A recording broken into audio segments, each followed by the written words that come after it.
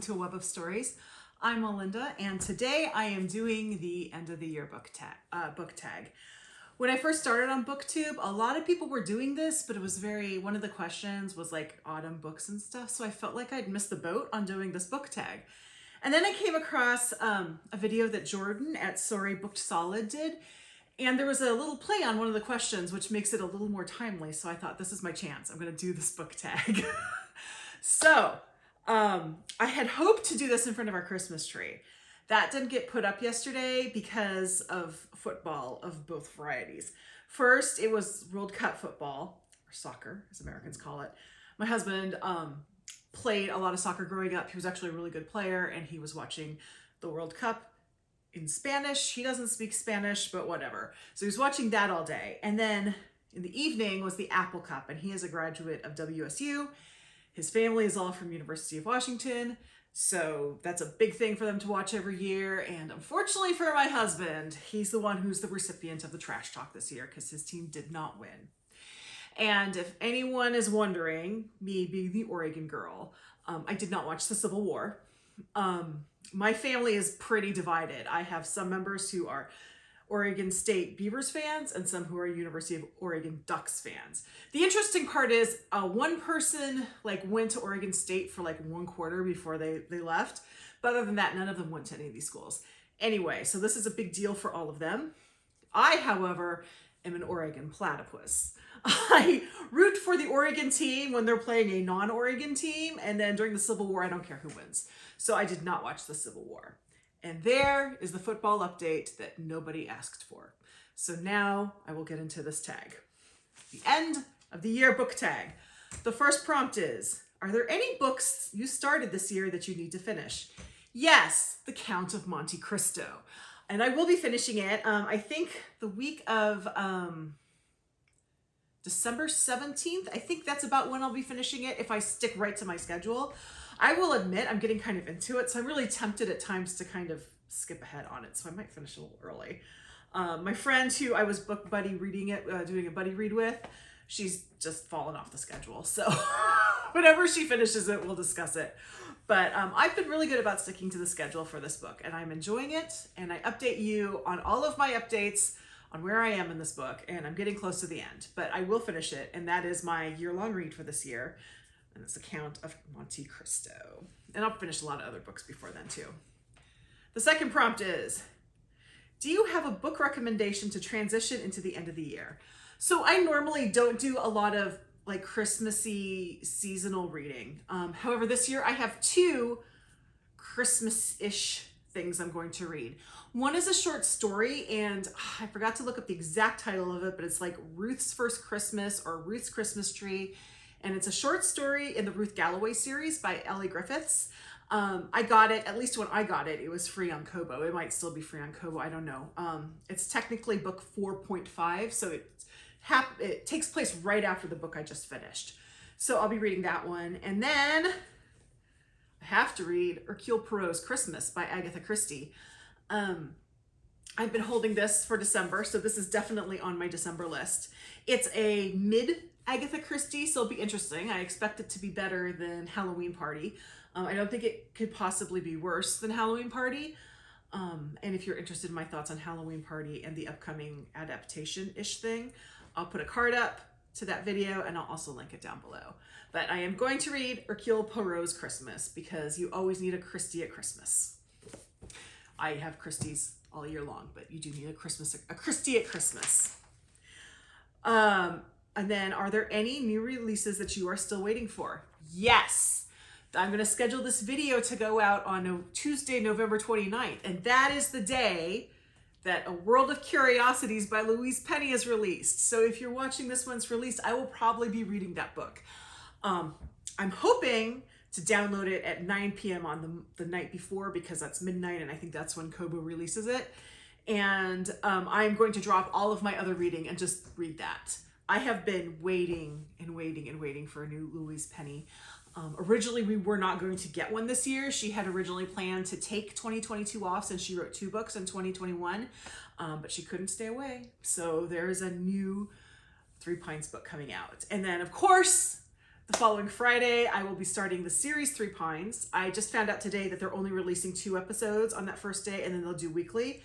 This is probably a good thing, because my original plan was to sit on my butt and watch all 8 episodes back to back, and then go that evening watch the first episode with my husband. So I will not be spending 9 hours on my butt on Friday. I will be spending 4 hours on my butt on Friday, because I will watch the first 2 episodes, and then that evening I'll watch them again with my husband. And yes, I know that technically I could wait until my husband's done with work and we could just watch them together, but I can't wait. So there you go. It's a Louise Penny week. This is the week of Louise Penny. Okay, what are 3 books that you want to read before the end of the year? So I already said The Count of Monte Cristo. I mean, I've given you 3 books. So in addition to that, I would like to read I think it's the 4th book in the Donna Leone Commissario Brunetti series. I've read the first 2. I ended up DNFing the 3rd because it's very dated and some language that it used around LGBTQ issues I was very uncomfortable with. But it's not a kind of DNF that turns me off the series. So I'm hoping to go into the 4th book. So I'd like to read that. I have my latest, I usually read my book of the month books the month after I get them. So this was my book from this past month, which is The Last Party by Claire McIntosh. So I'm hoping to get to that. And I don't know, one other book, probably throw in another Agatha Christie somewhere. So we'll see, because you can't have too much Christie at Christmas. The next question was, are there any books you're hoping to read that might become your favorite book of the year? Yes, A World of Curiosities by Louise Penny. I have very high expectations for it. It's been very well reviewed. I have enjoyed all of the Three Pine books. There was only one that kind of didn't work for me, and that was All the Devils Are Here, but that was fine. I can't expect every book to be perfect, but I have a lot of confidence in A World of Curiosities.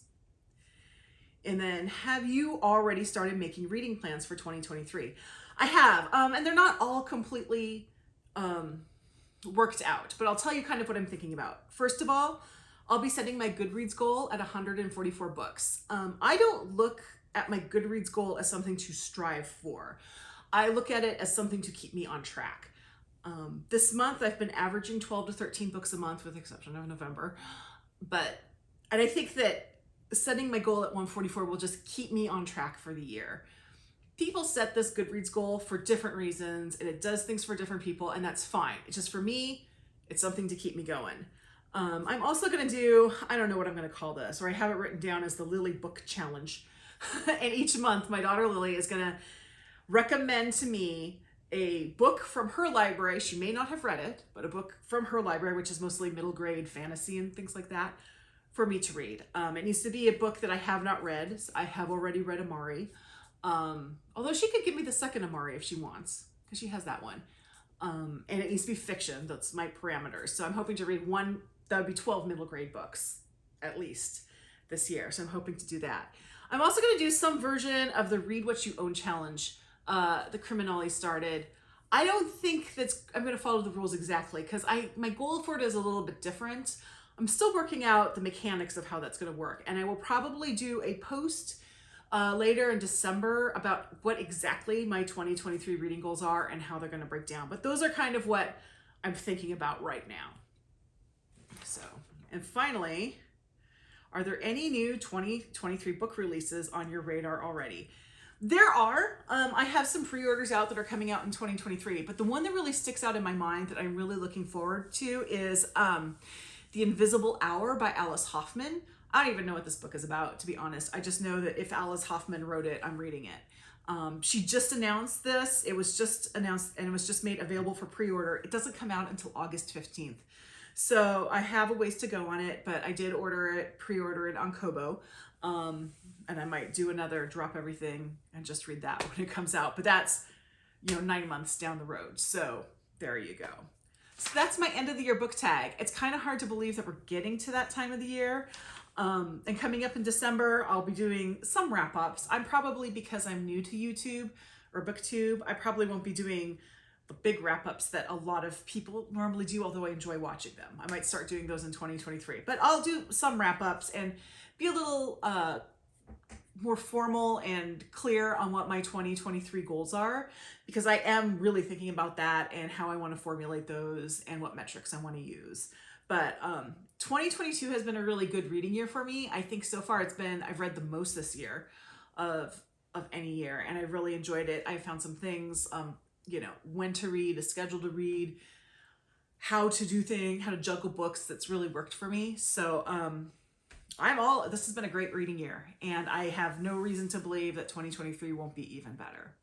So I'm not going to tag anyone in this because I think everybody has already done this tag at some point. So if you haven't yet done the end of the year book tag and you like to do book tags, consider yourself tagged. Just let me know that you did it so that I can follow you and see what you have in your video. And if you have any suggestions for me for 2023 or any thoughts on what I said in this tag or anything like that, please just let me know in the comments below. And I'll see you in the next video. Thanks.